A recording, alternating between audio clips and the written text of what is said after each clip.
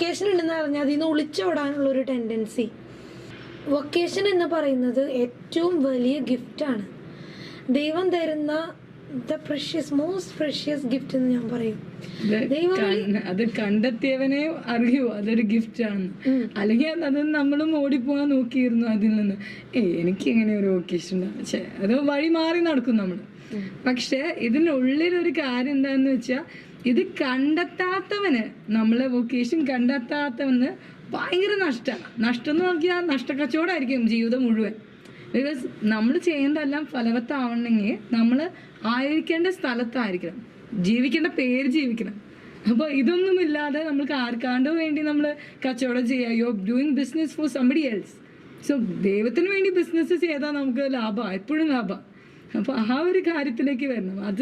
അതിപ്പോഴത്തെ youth the not understanding that where is the gain.